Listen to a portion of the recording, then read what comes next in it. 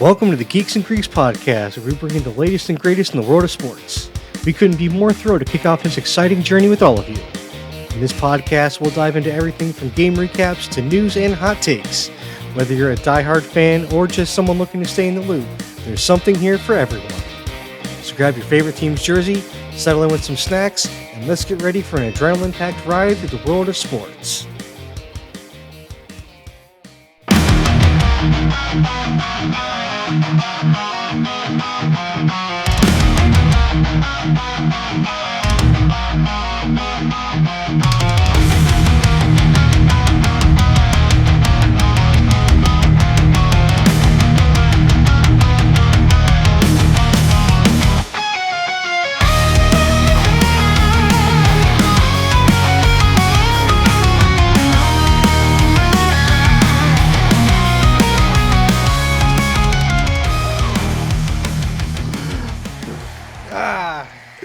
We'll get it going. All right, guys. Welcome back to another episode of the Geeks and Greeks podcast, Season 2. What's going on? A new season, new NFL season, and it is beautiful. Last week was absolutely fantastic. Like, I don't think we've had a better week one, and I don't know how long. Yeah. I've been hearing a lot of analysts say the same thing, like possibly the best week one of football in the history of the NFL. Yeah, it's kind of nuts. For the most part, pretty much every game was close. But, it was such a great week one. It was fantastic to have football back. I loved it. But before we get too far into our actual show, how was your guys this week? Eventful? Mine's been great, man. I'm off work and just been lounging around the house, hanging out, and catching up on wrestling and all sorts of stuff. So it's been a good time. So how far behind were you? Not as far as you'd think. I was probably only like 2 shows behind. It wasn't that bad. I kept pretty heavy pace, but I'm all the way caught up now. Which, like, you get to the end of it, and it's like I watched NXT from last night, and it's like, well, what do I do now? There's no more wrestling to watch. I'm unfamiliar with this phenomenon. I guess I'll go watch some football highlights. Yeah. Man, football highlights, dude. Yeah, hell of a week one, but we'll talk about that later. What have you guys been up to? For me, I got introduced to a new software that our company is going to be using, and it's basically, here it is. Become an expert in it. You got a week. Those are my favorite weeks. And by the way, we have no documentation, and no one at the company knows how to use it. It's like one of those things where they come up and like, hey, have you ever heard of this programming? No. So you have now, SME. Have fun. Man. I got one of those like 2 weeks after I started at my company, where they were like, you pick up on stuff quickly. You're going to be our new SME for Pixis. And I'm like, okay. They have not let me let it go since. Like, I have changed roles 5 times, at least 5 times. I work for a completely different person. The guy who I used to work for doesn't even work at the company anymore. My company's changed hands 3 times. I'm still supporting that damn product because no one else in the company knows how to do it. God damn it. Heck.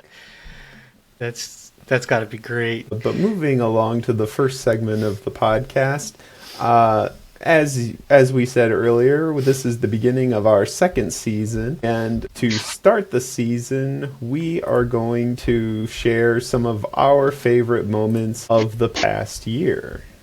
Hey. The New York Football Giants counts.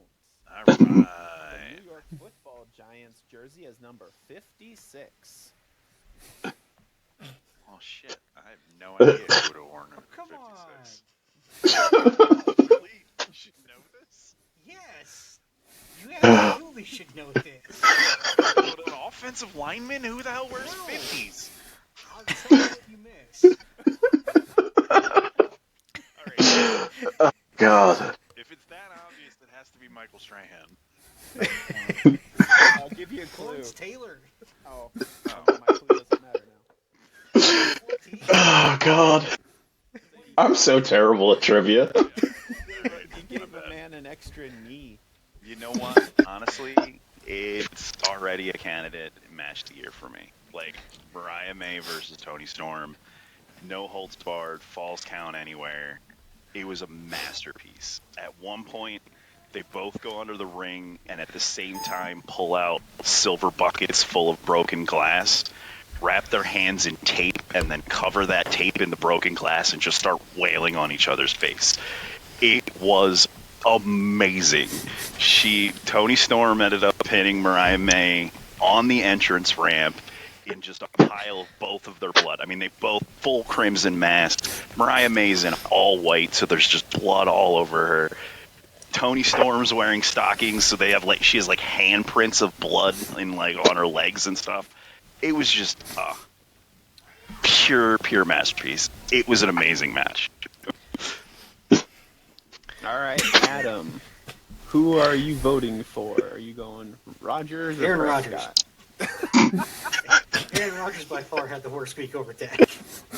Like, why Dak was put up, he's been up and down, but Aaron Rodgers was my number one, and you took my number one, so... Same exact response. My number one guy. I mean, I don't know how you don't vote for Aaron Rodgers at this point. I think the only reason he's limped along this far is reputation, other people getting injured, and Hurts having a terrible year. That's it. Yeah. Timeless Toni Storm versus Mercedes Moné for the AEW Women's Championship. I honestly believe that July 12th and 13th are going to go down in history as the best weekend for women's wrestling in history of professional wrestling.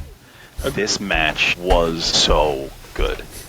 I mean, so good. I finally understand why they're paying Mercedes Moné all that money, and holy shit, they need to pay Toni Storm more money, because of course I had to look it up, and Mercedes Moné is making $3 million a year versus Toni Storm's only making $200,000 a year, and it's like, Jesus Christ, pay Toni Storm more money, because holy shit, this match was good.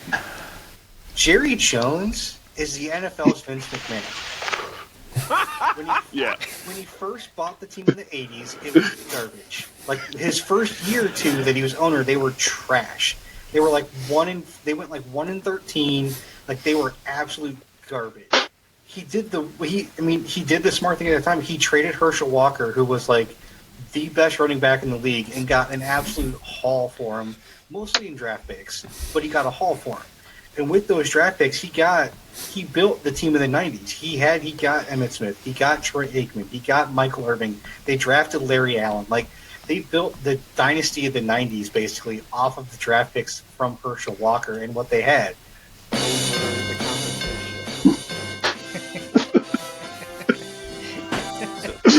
Barkley rolls off Defender 1, then Defender 2, and when Defender 3 is about to get him, he leapfrogs backwards over the third defender. Unfortunately, when he landed, Defender 4, 5, and 6 were there to greet him.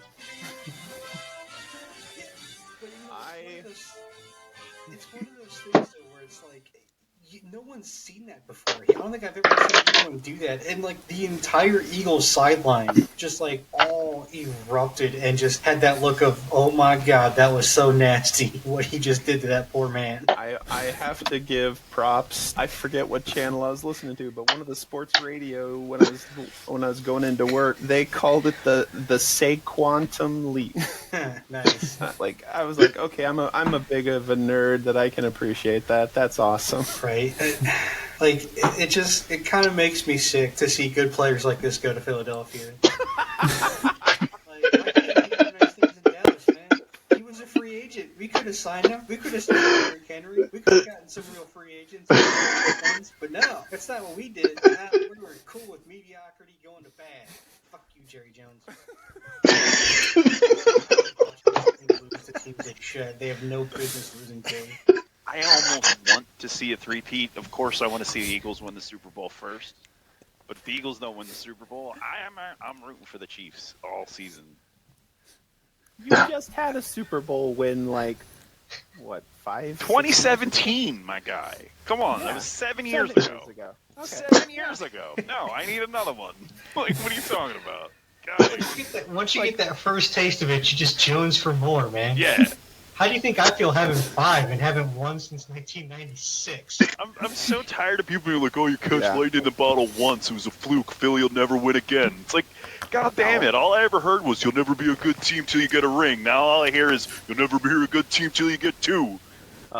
Now, if you're still looking for ideas for food to have at your Super Bowl party, may I recommend the obvious Philly cheesesteaks and Kansas City ribs. But if you're looking to be a little more creative, may I suggest the cherry rice cakes. Rice Krispie treats with cherry syrup. The Baker's turnovers. It's just a plate of 18 turnovers.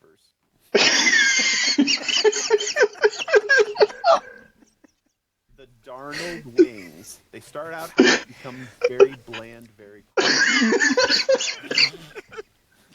Make sure you only take 3 because you will never get the 4th down.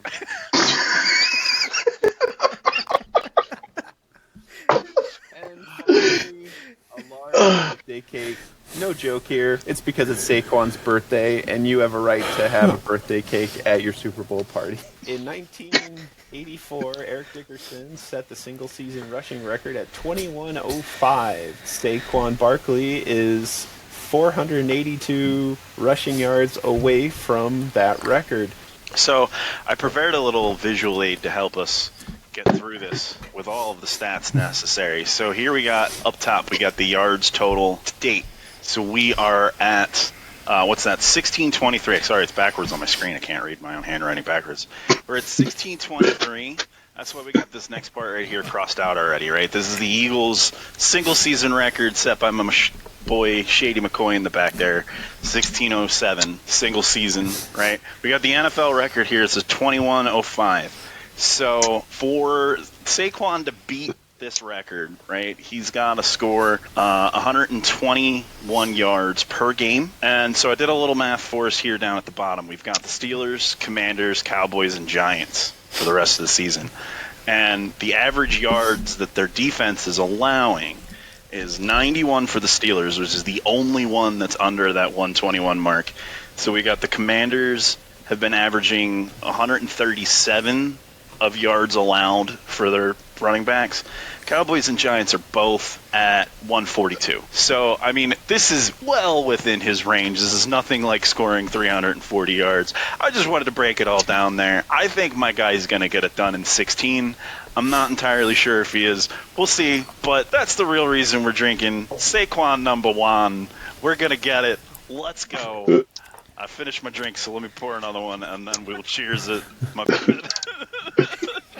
So cheers to Saquon. Shady, you did us well, but cheers to Saquon. This is a Geeks and Greeks public service announcement. This Sunday will be the Super Bowl, and at Super Bowl parties, you will typically have 3 kinds of people. Specifically for this Super Bowl, you will have the people rooting for the Eagles, who see this Super Bowl against the Chiefs as... Round 2 coming up! Then you will have people rooting for the Chiefs, who see the Super Bowl as... You want to see me do it again? And finally, you will have the third group of people. These are the people rooting for Lamar. No, not Lamar Jackson, Kendrick Lamar. That's right. These are the people who are more interested in the commercials and the halftime show than the game. These are people that will get mad at the football fans for talking about that last-second Saquon touchdown in the second, while the television is listing the sponsors of the halftime show. So football fans, remember to let the non-fans enjoy the commercials and halftime show, and not to make fun of them for not knowing what Fumblerooski means. Celebrate high scores, amazing plays, and the chance to see both of these teams do it again next Super Bowl. And to all, no matter who wins, something great happens. If the Chiefs win, you get to see the first three-peat in NFL history.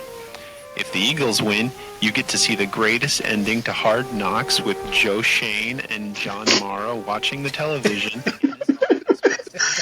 Holding the trophy high over his head. friends, and food. This has been a Geeks and Freaks public service announcement. Thank you. Peyton Manning was drafted in mid-April of 1998, and he immediately got in contact with St. Vincent's Hospital, which is the major hospital in the Indianapolis area, and established the Payback Foundation, P-E-Y, Payback Foundation. Of course. Which I thought was hilarious. Because he's also Peyton Manning. Yeah, Peyton. Payback Foundation provided more than $14 million to the Children's Hospital and Pediatrics area. And his wife, Peyton, and his wife Ashley are the co-chairs of the hospital's fundraiser board. And they did such a great job for the hospital that they actually renamed the Children's Hospital to the Peyton Manning Children's Hospital in 2007. It had nothing to do with him just winning the Super Bowl for the Indianapolis area. Nothing to do at all. No. But even after Peyton was traded to the Broncos, the Mannings were very active in advancing the Children's Hospital.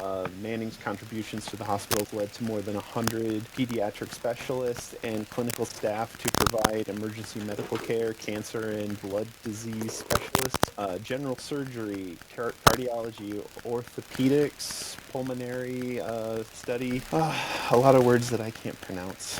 The pediatric emergency department was the first of its kind in Indiana, and in 2020, the intensive care unit was recognized as the largest in the state of Indiana. Now, this hits really close to home with me, not because it's Indianapolis or the Colts, or because it's Peyton Manning. My sister was born with a heart complication that required heart surgery when she was 6, and it's a terrifying endeavor, and thankfully we had a lot of help, and she came out of it okay.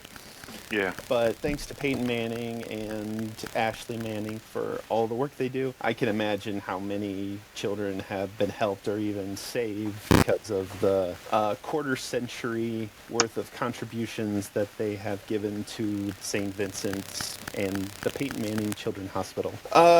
Thank you. To close out this segment, I just want to say thank you to all the athletes of any sport who go out of their way to go above and beyond to help those in need. Thank you, and God bless you all. And now, a word from our sponsor. Hey guys, what's up? Before we continue our show, I want to talk to you about our new sponsor, Dubby. You ever feel like you need that extra oomph to power through those late night study sessions, clutch those game wins, or finish that epic video edit? I know I do, and I finally found something that actually works without the jitters or the dreaded crash. Let me introduce you to Dubby. That's right guys, we're partnering with Dubby and we're seriously hyped. Dubby is our new go-to energy drink and it is a total game changer. What makes it so different is first off, and this is huge for me, Dubby has no artificial dyes, plus it's all completely sugar-free. So, you don't get that quick energy spike followed by a massive crash. And the taste is absolutely amazing. Dubby comes with a bunch of different flavors, such as Tiger's Blood, Green Apple, Strawberry Pineapple, plus limited time offers that do go quickly. I'm currently obsessed with the Tiger's Blood myself, but they're all really good. Alright, so how do you get your hands on this stuff? Head on over to dubby.gg and use our code GEEKS10 for 10% off your entire order. That's dubby.gg, dubby.gg. Seriously guys, go give it a try. You won't regret it. We love this product and I'm sure you will too. It's definitely been a game changer for us and I'm stoked to be sharing it with the rest of you. Now, let's go ahead and get back to our show. And that brings us into QB Survivor. This is the section, this is QB Survivor, the Geeks and Greeks weekly segment where we eliminate a starting quarterback.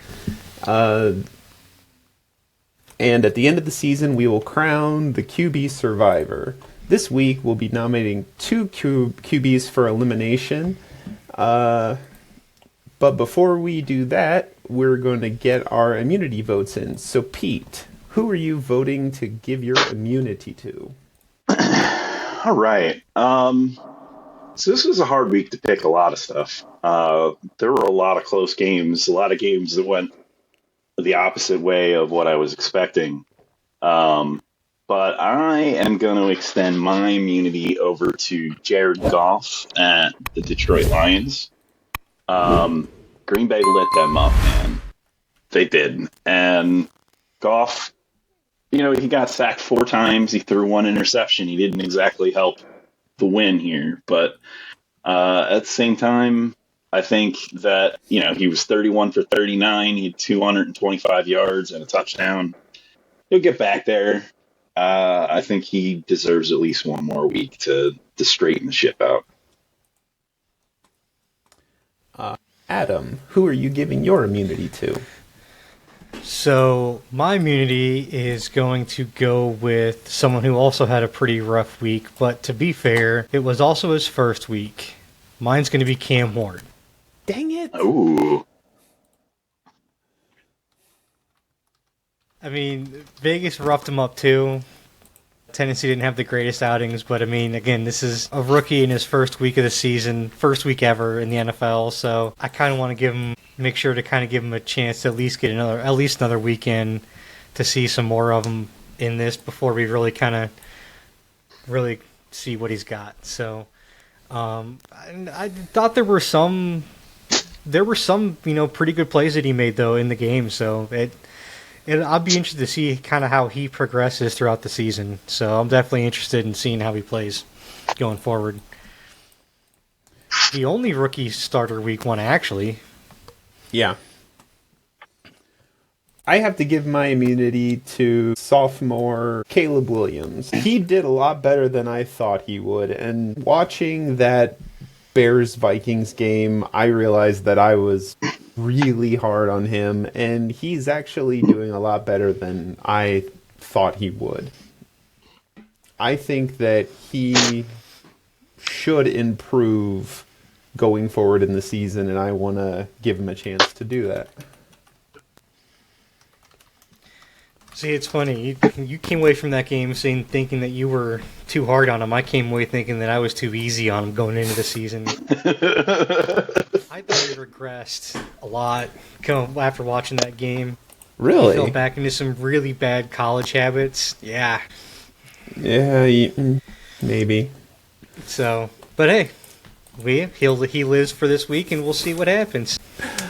Pete, I need 2 quarterbacks that you want to put on the chopping block. Okay, do I give them both to you one at a time, or are we going to do one each? Just give them both to me. All right, so my first one is going to be Tua Tagovailoa. I think he had... Was that everybody's 1-1 for who's getting eliminated? I mean... Okay, that's fair. Sure was. I mean, he had a terrible game playing against the Colts. Did he get benched? I didn't watch the game, but I see Zach Wilson has 8 passes. Yeah. So I guess he got benched at some point in the game. I mean, and I expected better from him. I think it's time for him to go. 8 points against the Colts is not enough. And then my second one is going to be C.J. Stroud. 1 and 2. Sorry, dude. Man, I mean, no touchdowns, 1 interception, sub 200 yards. You don't belong in quarterback survivor. Sorry. And since I won't get a chance to talk about it later, no points. The only points scored by the Texans was from Keami Fairborn, the kicker, and he was responsible for all 9 points. Yep. Come on, Adam. Who are you putting on the chopping block?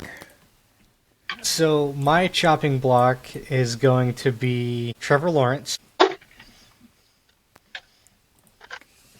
who, even though they beat the Panthers, he didn't look good. He didn't play well. They beat the Panthers, but at the same time, it's you should. And it was a lot closer than a team that's people think should be fighting for a wild card spot at the end of the season. So they didn't look good. He didn't look good. I'm definitely not impressed on week 1. And then I'm also going to put up Sam Darnold, who again just kind of looked completely overwhelmed against San Francisco. What did we say about Sam Darnold? Same Darnold, different team? Yep, it's almost like playing outside Minnesota. He looks the same way he has with every other team. Wow. This one, you guys hit my list pretty hard here. Sorry, buddy. I actually had CJ on my QB immunity list, and I'm like, I'm going to pick Ward. I'm glad you did. On the chopping block for me, I will put on the last quarterback to get 2 interceptions this week, and that was Bryce Young. Yeah. Sub 200, 1 touchdown. Yeah, 1 touchdown was better than a lot of these guys got, but 2 interceptions to do it. Hell of a cost. Yep. And the second one is I'm going to put the other half of the equation, Drake May. Oh. 1 touchdown, 1 interception, 287. Yes, probably the best stats of the chopping block, but it's a 6-man list, so sorry you're on it. Drake May is the only guy you guys mentioned that was on my immunity list. But he was my number 2 guy, so I went golf first. Yeah. So. All right, Pete, you get to make 2 votes of the 6 people, and you cannot vote for the 2 that you put on. Yeah, so I think I'm going to pick and choose from both the one of your columns. Trevor Lawrence was actually my number 6 pick, just in case I ended up going last. And Sam Darnold was my number 5, so I'm actually going to take Sam Darnold out of that. And then I actually had Bryce Young as my number 3. So I'm going to take Bryce Young and Sam Darnold as my votes. Nice. Okay. And Bryce Young. All right, Adam. 2 votes from you, and you can't pick Lawrence or Darnold. So Lawrence and Darnold were my 2 and 3 on my eliminations lists. I had Bryce Young on mine too, but I didn't feel right taking 2 guys from the same game. This entire game sucked. I mean, when we were looking through we even said this when we were picking week 1. This was probably going to be the worst game of the week, and it was. Yep. Like every other game was at least fun to watch, even if they were a blowout. They were at least fun to watch. Yeah. So my first pick is going to be Tua, and then my second pick is going to be. Who was your other one besides Drake May, Tom? Bryce Young. Bryce Young. I'll pick Bryce Young. All right. For me, you took my 1 and 2, so I got to do my 1 and 2. CJ Stroud. What was that, man? Jeez. Yeah. And as far as Tua, thank you. The Colts finally snapped their winless streak, but at what cost? Yeah. I mean, it was a great game. I wish we could have gone to it. Like, I was trying to win tickets and looking at tickets, but I just couldn't afford it. And I wouldn't have been able to go to the game anyway. It would have been twice in a row this happened. Oh, man. So do we know if Tua's coming back to play, or is he I'm is he assuming done? he'll be back. Because he wasn't hurt. They just pulled him. I mean, it was smart to pull him because, I mean, because of his propensity to get hurt, and you're already losing by that much, you may as well throw Zach out. Yeah. Okay, so that brings us 2 votes, both 1 for Tua and Bryce Young, taking it to RN Jesus for the win. And okay, Bryce Young. Bryce Young is eliminated. Sorry, Bryce Young. It may be early, but you gotta go. Moving along to the next segment of the podcast, the NFL Week 1 recap. Week 1 started off with Eagles versus Cowboys. The Eagles winning over the Cowboys 24-20 in one of the most disgusting starts to a season ever. Oh my goodness. I mean, holy shit. What drives me insane is like you can see Dak's face before the whole spitting incident happens. And he's like talking to another Cowboy, and he says something along the lines of, "Watch this, I'm going to get this guy kicked out." And like then he walks up to Jalen Carter and starts mouth off. No, I'm not trying to blame. Like Jalen Carter obviously should have been kicked out and fined. And apparently they're calling that a 1-game suspension because Yeah. he got kicked out of the game before he even played a goddamn snap. Like, so mad at him. But, like, I don't know if that should count. Like, I kind of feel like he should be suspended for the next game. I think spitting on someone is really one of the worst things you could do. Like, that's not actually hurting someone. Mm. Like, it should be more than just you get kicked out of that game you were playing. I know he didn't play it. I know he's getting fined the game check, so it's counting as a suspension. But I don't know, man. I don't know. It's weird. Like, I guess it was never a huge deal to me at one point. Like, I mean, if you had an issue with it, take it out in the field. Like, this is football. Like, Yeah. I'm sure dudes spitting each other all the time, Yeah. especially in the trenches. Yeah. So it especially when, like, I watched the press conference after the game, and they were asking Jerry about it, and even Jerry's like, "Yeah, I don't know, it was dumb." Even Jerry's like, "This is stupid." It's so stupid. If Jerry's telling you that this is dumb, maybe it's time to move on and just find something else.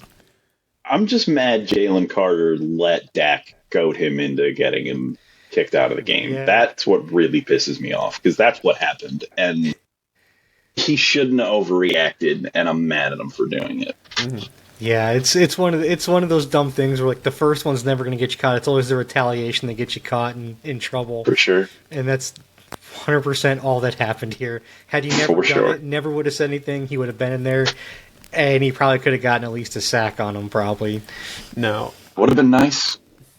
I'm not saying go all Ndamukong Suh, but you make him pay for it in the backfield. Yeah. You don't get kicked out of the game for this kind of stuff. And it's Jalen Carter. He probably would have. Right, especially when you're a pass rusher, like, just level him in the middle of the game. Mm-hmm. You know?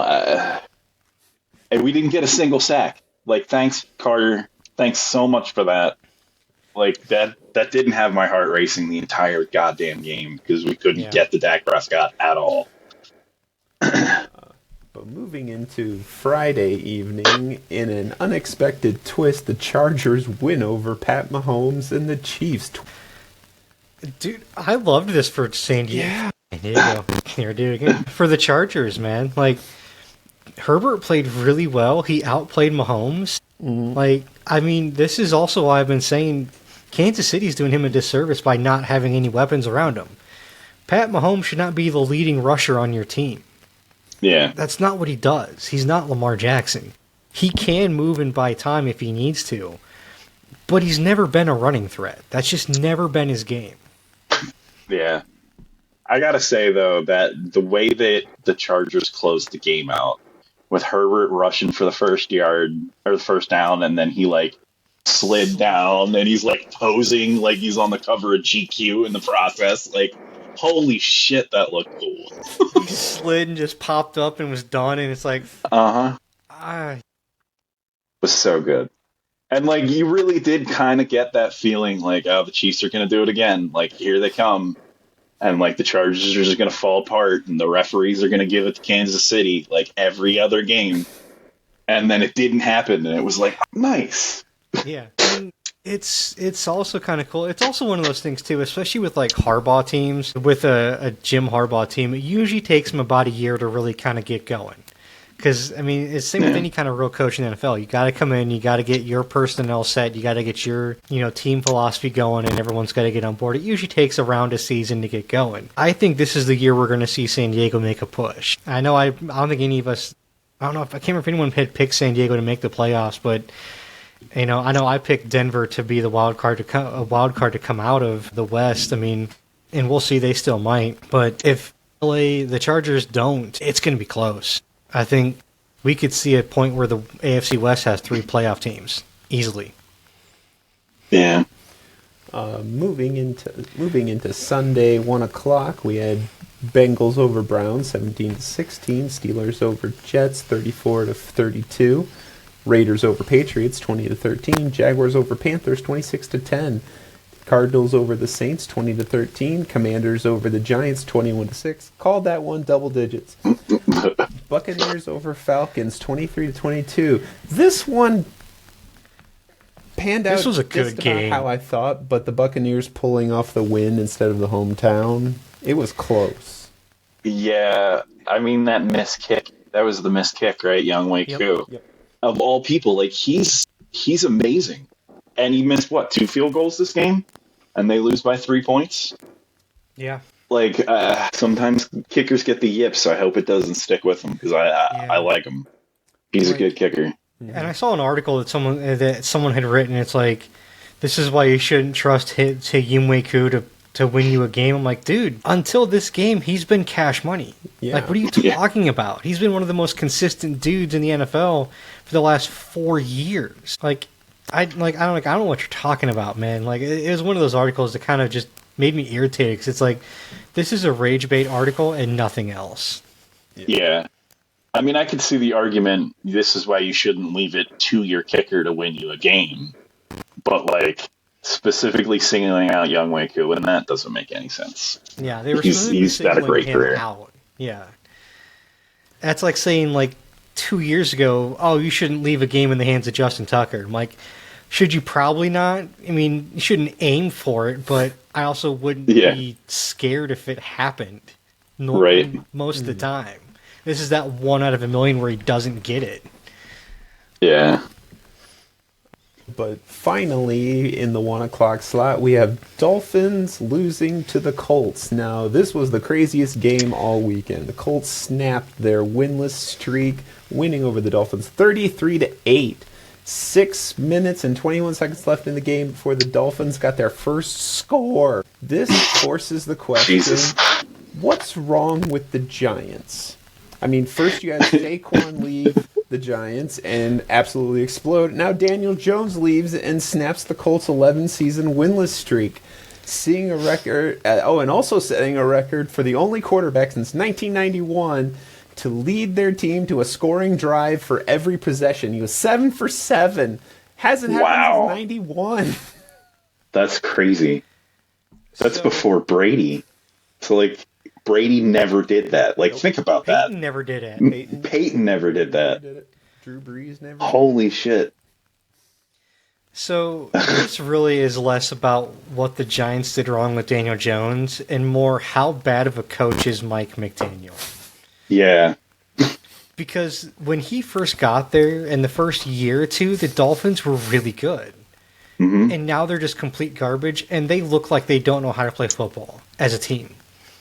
Yeah. This really, in watching this game, this was more on bad coaching than how good the Colts were. And the Colts played well. I'm not trying to take anything away from the Colts, but this is more about how bad the Dolphins as a coaching staff are and how ill-prepared they had their players for this game.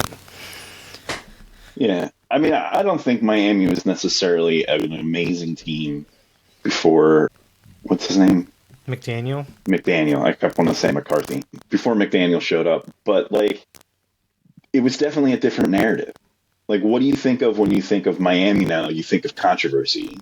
Like, you think of Tyreek Hill getting arrested on the way to a game. You think of Tua Tagovailoa getting, like, 6 concussions in one season. Like, you don't even think of football games. You think of controversy. You think of injury. You think of a franchise that is letting a quarterback seemingly attempt suicide on a football field. Like, You think of the inmates running the asylum. yeah, like, and it's bad. And I'm sorry, but he is such a nerd. And, like, I know I'm a nerd, and I'm a big football guy, and I'm not trying to say that nerds can't be football guys, but, like, he's such a nerd. And, like, it's I don't think he has the presence to be a football coach. Like, Not a head because of coach. that. Yeah, Maybe he like- just can't command. special teams, Yeah, like a positions coach. it's like he's socially inept, and he can't lead a team. And a football team needs someone who has social skills. Like, as the three of us are nerds, that's why our show is called The Geeks and Greeks. We Right. all are. None of us have the personality it takes to lead a group of guys like that. Right. None of us do. I won't even coach my kid's Pee Wee team. Come on. I mean, it takes a certain amount, a certain set of skills and characteristics to do that, and presence. And he doesn't have that. He never did. Yeah. And the team hasn't had that much turnover, and we're seeing the results of this. They look terrible. They don't care about him. He's lost the entire locker room at week 1. This is going to be a bad season in Miami. And, like, if you want to look at a comparison to it, like, look over at Dan Quinn in Washington. Like, that guy's not a nerd. And he has a commanding presence. And, like, he does seem like a pretty decent football mind. But I think part of the reason he's such a good coach is because his players listen to him. And they do what they're told. And I just don't think that's happening in Miami because Tyreek Hill looks at him and goes, look at this nerd. What is he going to tell me? And then he does whatever he wants instead. You know? Like, it's just the way it is. I mean, or look at Aaron Glenn in New York. I mean, granted, he's an ex-player, so he's going to get the respect from that by itself, but it's like he's got the presence. He's also not that big of a dude because most defensive backs weren't. He's like 5'8". He's not that tall. He's not a big guy. Like McDaniels isn't a big guy either, but he's got the presence, and the players listen to him. Yeah. It's just like there's certain people that have it and you don't. And just because you might make a good coordinator doesn't mean you're going to be a head coach. We've seen that play out so many times in the NFL. Yeah, I mean, you know, who he reminds me of is Chip Kelly. Coming in with all his science and, like, going to completely redesign the game with his smoothie machine. Like, science. I mean, come on, man. He's, like, making them piss in cups every week. Like, so you can test their nutrients and then make them drink different milkshakes to practice. Like, come on. We'll see how Chip Kelly does. He's back in the NFL again. I know, but he's not a head coach. Like, that's my point. The point I'm trying to make. He was an awful head coach because he was too much of a nerd and he didn't command presence. For that, he wouldn't let his quarterbacks call audibles, which is the worst decision any head coach can make. Oh. Yeah. Moving along to the 4 o'clock block, we had the 49ers over the Seahawks 17-13, Broncos over the Titans 20-12, Rams over Texans 14-9. And Packers over Lions 27-13, and Micah Parsons was a literal game changer. Parsons proving that he was totally worth that money. Yeah, Goff was scared, and you could see it in almost every play. Every time he dropped back. Yeah. Because it was like a horror movie. It's like he's looking left, he's looking right. There's no one around. All of a sudden, Parsons just pops up behind him and snacks him down. I mean, if he stays healthy, he's going to be comparable to Rick. He has a possibility to be comparable to Reggie White. Yeah. If he stays healthy in Green Bay. That's fair. Yeah, they had, I think it was Tony Romo calling this game.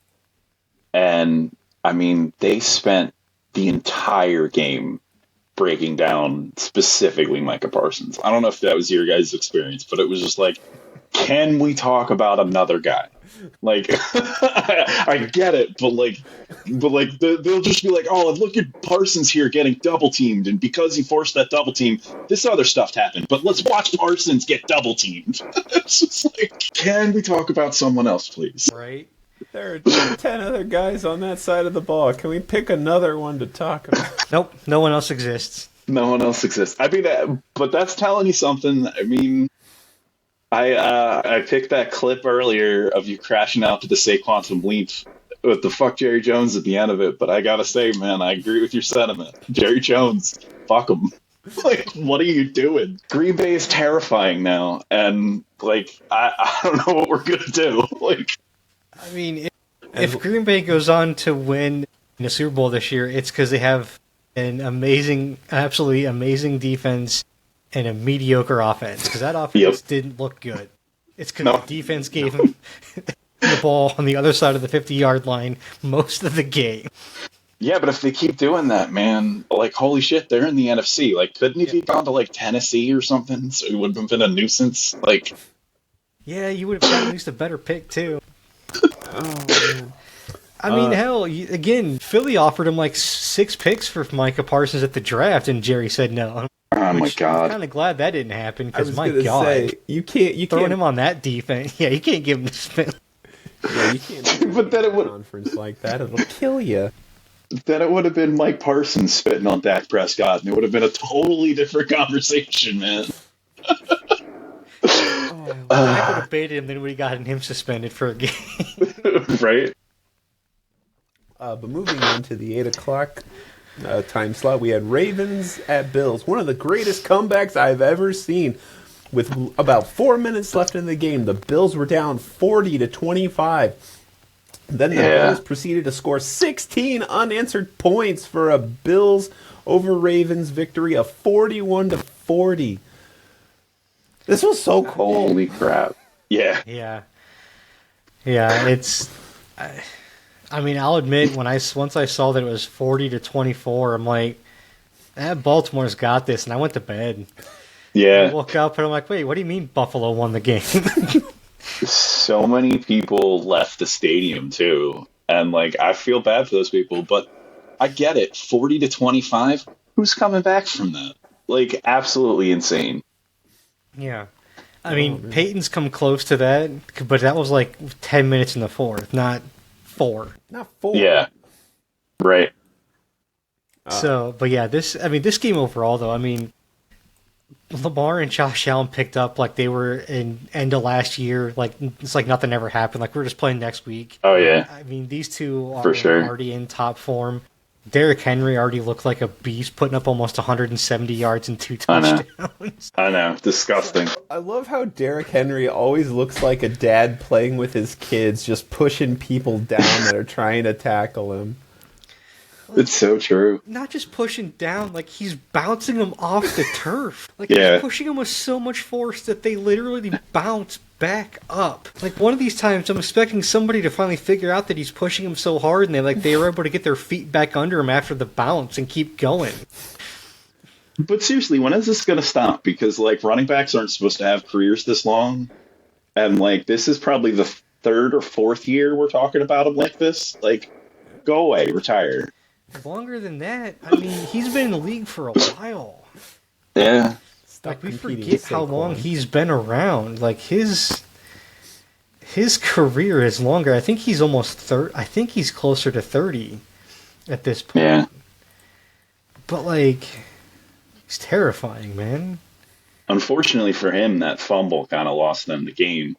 And like, I think that's one of the big deals here. Like, yeah, it's a comeback of 16 points, like for the win. So you were down by 15. Fine.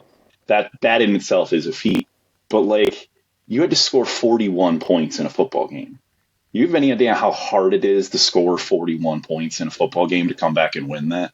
Like, it would be one thing. It is nowhere close to the same as being down 15-0 and coming back from 15-0. Like, that's a completely different game than 40-25.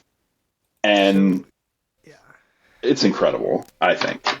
I don't know how he does it. Yeah, so Derrick Henry is going into year 9. This is year 9 Jesus. for him. He was drafted in 2016. Same year as Dak. Hey, look at that. Same year as Dak. So he is 31 years old now.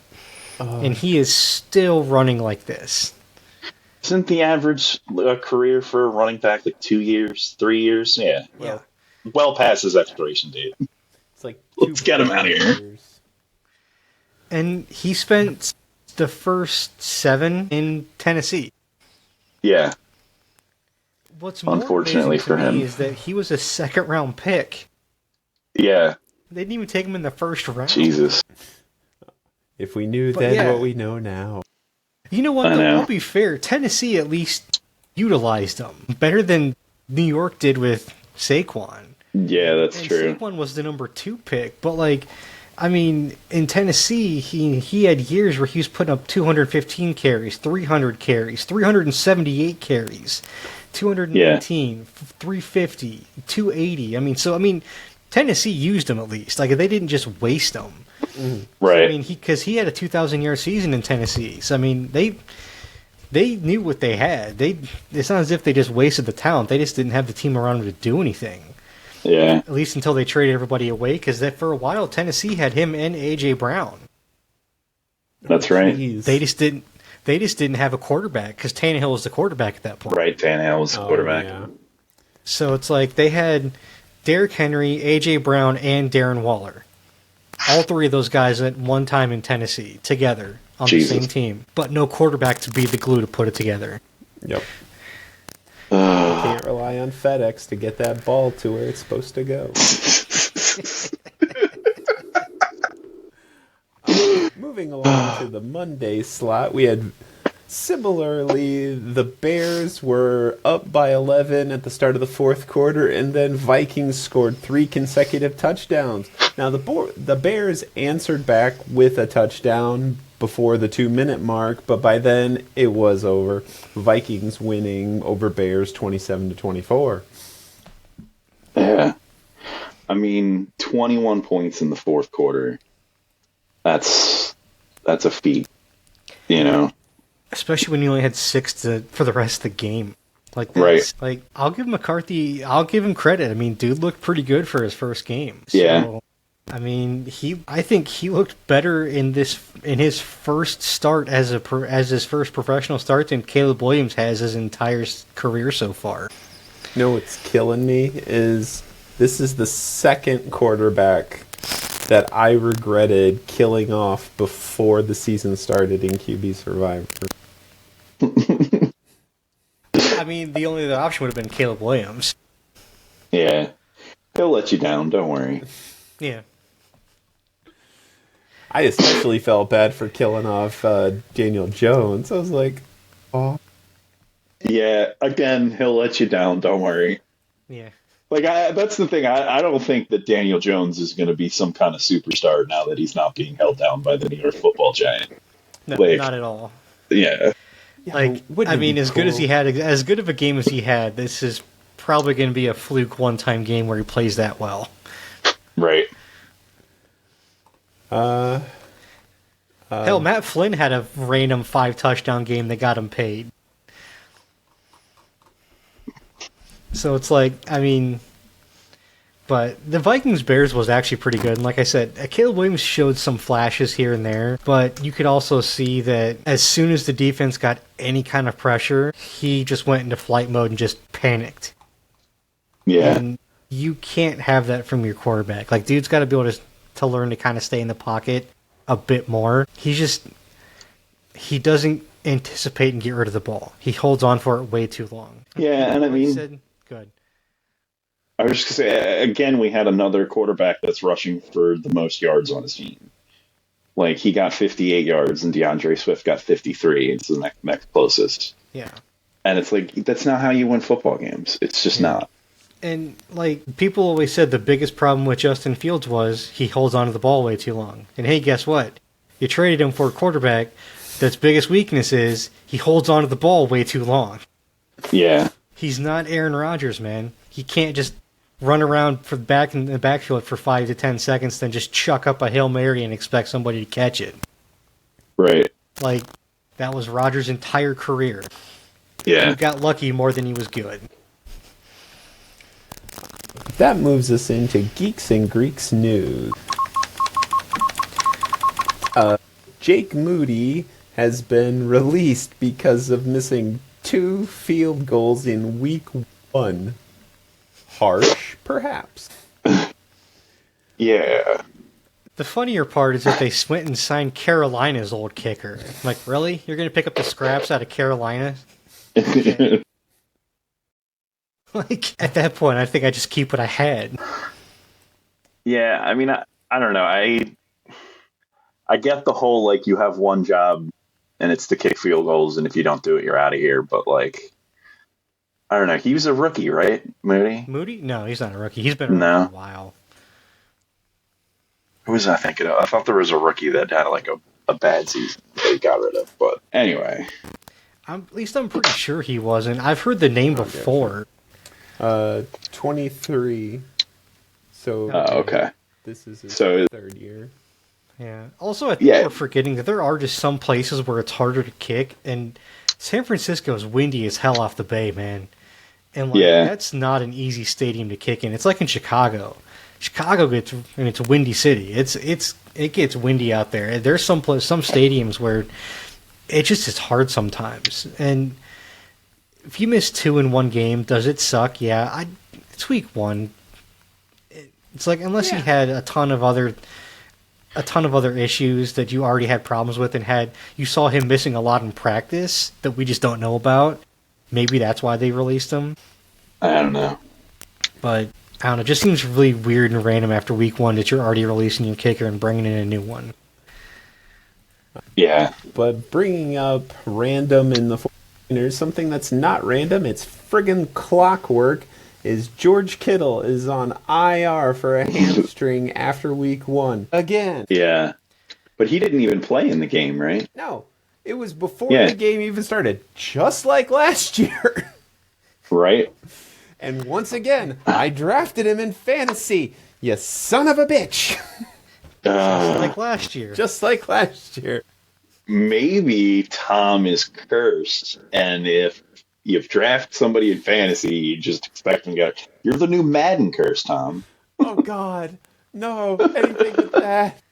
The problem is with the fantasy team, you never know who's going to be the cursed person. Right. Yeah. Everybody on Tom's team better watch out.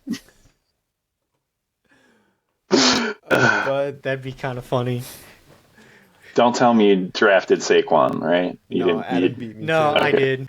I had the number 1 pick in that draft, and I was debating between him and Bijan. Yeah, I'm like, that's fair. Because they had Jamar Chase ranked as like the overall number 1 player for fantasy this year, and I'm like, I'm not buying it. No. Yeah.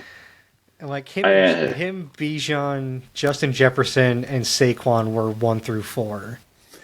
Yeah. And I'm like, Yeah. do I want Bijan or do I want Saquon? I'm like, I'm not expecting another 2,000-yard season. You can't expect that again. But I'm like, I'm going to take Saquon. With that offense and that team, I'm betting he'll probably he'll probably get at least 1,800 probably this year. Yeah, I unfortunately ended up with Jamar Chase, and I got a little buyer's remorse on that one this week anyway, because he did not have a good week. But yeah, it's funny. In one of my other leagues, I went up against Bijan Robinson, but I had Michael Penix. I'm like, I'm so torn. I don't know what to feel. It's like, in the same vein, I also had Lamar Jackson and James Cook, and I'm like, yay, boo. But that's it for Geeks and Greeks news. All right. I think that's going to be about it for this week then. Do you guys have any final thoughts on the week? Yeah, I want to extend a big welcome back to AJ Lee. She made her re-debut at SmackDown this weekend, and will be having a match at the next pay-per-view, which, No Mercy? I can't remember what it's called. But, next WWE pay-per-view, she's going to be having AJ Lee and CM Punk versus Becky Lynch and Seth Rollins match, which should be interesting. For those of you who don't know who AJ Lee is, in my humble opinion, she's the real driving force behind the women's revolution. The whole second season of NXT, the women's season, all those girls, including AJ Lee, who's probably the most popular out of all of them, were the real women's revolution. And the Becky Lynch and crew are just kind of benefiting from the changes that happened back in 2010. It's good to see her back. It's amazing what you can do with no talent around you.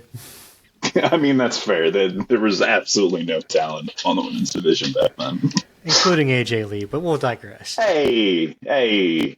She was garbage. Hot I wholeheartedly disagree. Congratulations to Carlos Alcaraz of Spain for winning the U.S. Open. What's with all these Spaniards winning sports events? First you had Alex Palou winning the Indy 500, and now the U.S. Open. I'm watching you, Spain. All right. They're always good in tennis, though. Congratulations to Ohio State and their victory over Grambling State, 70-0. That was an amazing game to watch. Highly recommended. The closest Grambling State ever came to scoring any points was a wide right missed field goal. Oh, jeez. That kicker got fired after week 1. I heard about it. And finally, congratulations to Blue, the Colts mascot, for winning the 2025 Mascot of the Year, the 4th time he's done so. 2016, 2019, 2023, and 2025. Way to go, Blue. You're my boy, Blue. How do you win Mascot of the Year if the season just started? I think they vote, I guess. Maybe all the mascots vote? Who, the people in Indiana? Specifically Tom. Yeah. Tom and his family, they're the only people who vote. I spammed the vote button. Spam the button. No one else knew about it. Tom was online at like 2 a.m. like, I'm the first one to vote and I'll be the last one to vote, damn it. Oh, please. Tom's not that much to jump. He wrote a program to spam it for him. That's fair. That is fair. All right. Well, I was going to talk about the Ohio State game, but Tom took it from me, so we're just going to move on out. That's all for today, folks. Thanks so much for tuning in. Be sure to like and subscribe so you never miss an episode of the Geeks and Greeks podcast. You can check us out on Spotify, YouTube, Apple, and Amazon. And don't forget you can find us on Facebook and Instagram at Geeks and Greeks. Until next time, may the coin toss of life ever be in your favor. Later, guys. See ya. Peace.